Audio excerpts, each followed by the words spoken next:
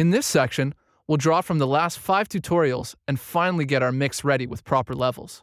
Automation will be added, and then we'll export the audio. The first thing we want to do is set the levels for our project. This helps us get a preliminary balance of the mix so we can add EQ and effects later. Select the mixer from the Devices menu.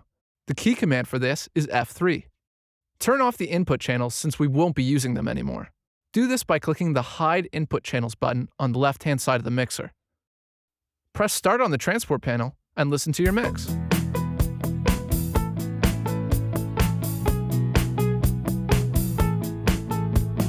Move the faders for each track so you can hear all of the mix the way you like it.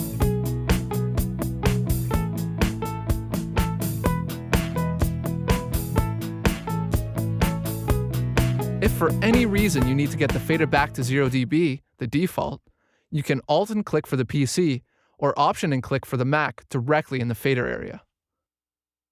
You can also change the fader by double-clicking in the channel level area and setting the level manually. Be careful when it comes to how loud you raise the faders. Make sure you keep levels at a good volume so that they are as loud as possible without clipping. You will always know when you are clipping when the clip indicator lights up on the output channel.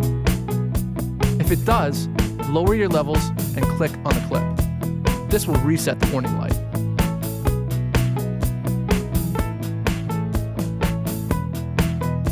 That's it for setting the levels. Let's look at pan next. Setting the pan for each track moves its position in the stereo mix. It will either keep the signal balanced in the middle of the left and right speaker, lean to the left or lean to the right, or be completely in the left or right speaker. Right-clicking in the panner on certain tracks presents you with 3 different types of pan options. Read up on the mixer in the operation manual for more information concerning different pan options. If you need to get the panner back to the middle, you can Alt and click on the PC or Option and click on the Mac anywhere in the panner area. Let's pan our 2 guitars slightly left and slightly right. This will spread them out a bit.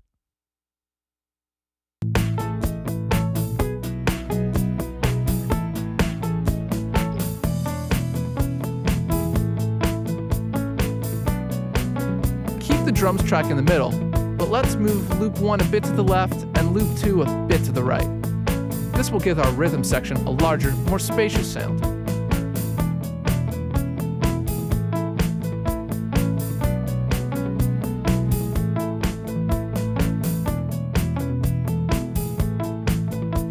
That's it for pan. Let's move on to mute and solo. For each track, there is an M for mute and an S for the solo button. Mute will prevent you from hearing the track, and solo will only play the track or tracks that have S highlighted. You can have many tracks muted or soloed at a time.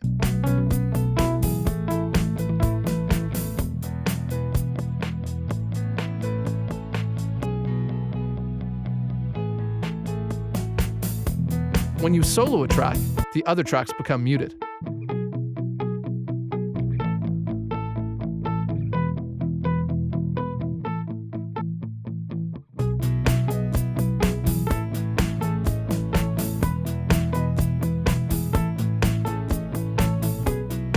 If you want to clear or deactivate all the mutes or solos, you can click on the Deactivate All Mute or Deactivate All Solo buttons on the left-hand side of the mixer.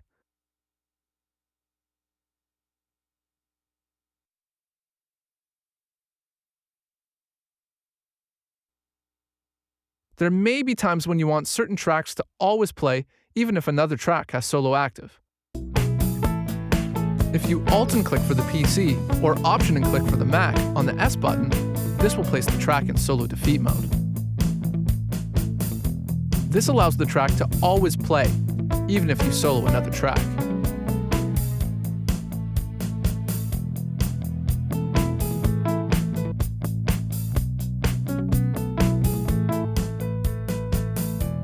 Take a track out of solo defeat mode, simply Alt and click it again on the PC or Option and click on the Mac.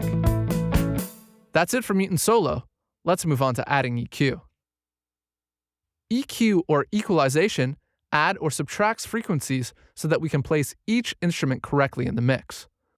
EQ is subjective and can be influenced greatly by the style of music that you are mixing.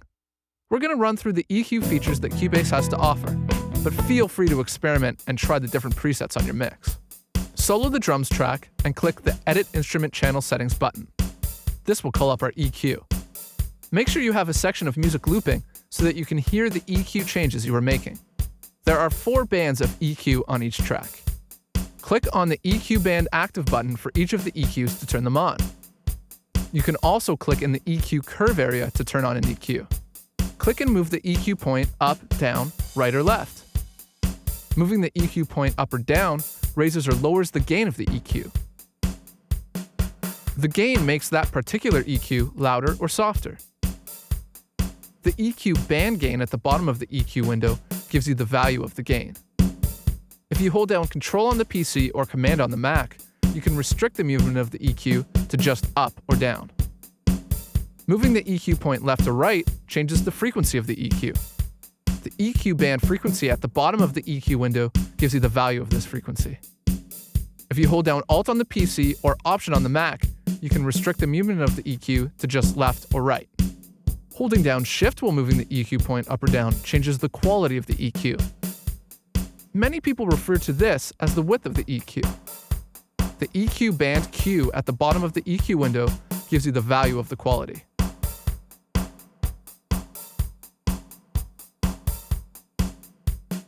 The Preset Management button allows you to recall and store presets.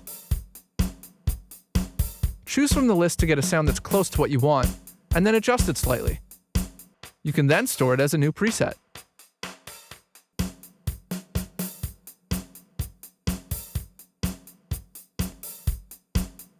You can bypass the EQs by clicking on the Bypass Equalizers button. A good tip when using EQ is that it's usually better to take away EQ or lower the gain than to add it. Now let's move on to effects.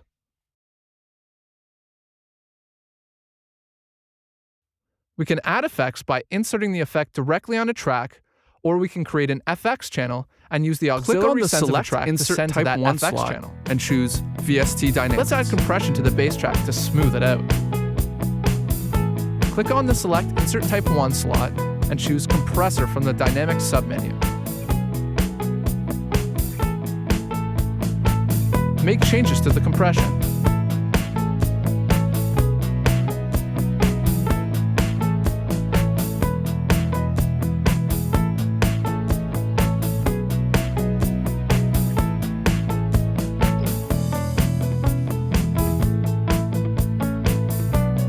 Now let's show you how to create and use FX channels.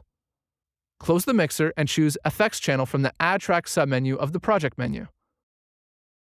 Choose Stereo for configuration and select the Stereo Delay effect. We are going to put delay on the electric guitar track. Let's set the delay so that the left side and right side have different delay settings, and make sure the mix is set to 100. Giving the stereo delay different left and right settings creates a more dynamic effect. With the delay set, click on the Edit Channel Settings of the electric guitar track. Select FX1 Stereo Delay from the Select Send destination.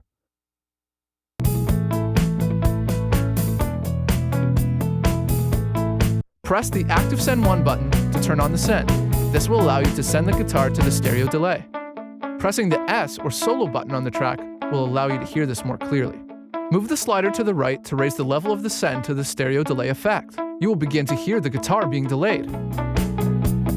The great thing about effects channels is that the channel looks and feels just like a regular audio channel. You can EQ the effects channel, allowing you to EQ just the effect. In our case, changing the EQ on the FX1 stereo delay effects channel will only change the EQ of the delay. Now let's move on to automation. Automation allows us to make objects such as faders, pan, knobs, and effects move by themselves. This is very handy in that we can tell Cubase to make changes over a period of time, and those changes will be remembered and will occur again without our attention. We created a fade-in on the electric guitar track earlier. Let's remove the fade on this audio event and create some automation instead. Select the event and choose Remove Fades from the audio menu. Click the Show Hide Automation button at the far left of the track. You may need to hover your mouse over the far left bottom area until you see the button appear. In the window that appears below the audio event, use the Draw tool to draw in automation so it resembles a fade-in. You can also use the Line tool to draw an automation in a straight line. Perfect for fade-in automation.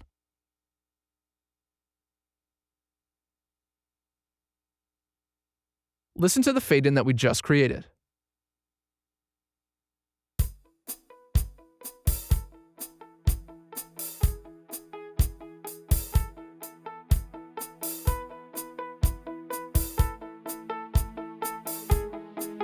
You may have noticed that when we used the Draw tool to place an automation, the R button or Read Enable button became highlighted. This means that the automation on the track is being read back or played back. You can turn this off, and the automation will not be read back or not played. In our case, we drew in volume automation, so turning it off means it will not fade in, but stay at one level. There are so many examples to show when it comes to automation. We could have automated our effects or our send levels. The automation can be placed into write mode, and moving almost anything will create automation that we can edit for fine-tuning later on. Now that we have our project mixed, we will want to export it so that we can import it into another program such as a CD burning application like Wavelab. Before we can export our mix, we need to tell Cubase how many bars to export. We can accomplish this by setting the locators. Set the left locator to bar 1 and the right locator to bar 65 on the transport panel. This will make sure we have all the music for export. Next, select Audio Mixdown from the Export submenu of the File menu. The Export Audio Mixdown window opens. There are many features in this window that are covered in the Export Audio Mixdown chapter of the Operation Manual. Please refer to this for more complete information. File name is for naming the file for export. Let's name ours Mixing Mixdown. The path is where you wish to save the exported file on your computer. Use the Choose button to navigate to the folder you wish to save to. For convenience, there's the option to choose Use Project Audio folder so that the exported file will end up in your project's audio folder. This is one of the best places to keep it so it won't accidentally become erased or lost. Normally, you want to save your exported file as a WAV file under File Format. This, of course, chiefly depends on what file format the other application, such as a CD burning program, requires. You can choose whether you want the main stereo outputs, stereo out stereo, to be exported. This means the exported file will be generated through the main stereo outputs that we see in the mixer. You can also choose the individual outs of the audio channel for flexibility in your export. Let's choose stereo out stereo. Choose the sample rate and bit depth that will be required for your export. 44.1 kHz and 16-bit are common for CD burning. Select the bottom 3 left options, as these will import the audio back into Cubase after you export it and automatically create an audio track. The Export Audio Mixdown window will also close. Before we finish, there is one very important feature that we must select. This is Real-Time Export. Since we have an external MIDI instrument that is playing a physical keyboard and its audio is coming back into Cubase, we need the audio mixdown to happen in real time. This ensures that the MIDI data is properly sent to the external MIDI instrument and recorded back in. Don't forget this step. When you are done selecting all the right settings, choose Export at the bottom right. You will now see the exported stereo mix on a new stereo track. You can check to see if the audio mixdown sounds the way you want it by soloing the mixdown track.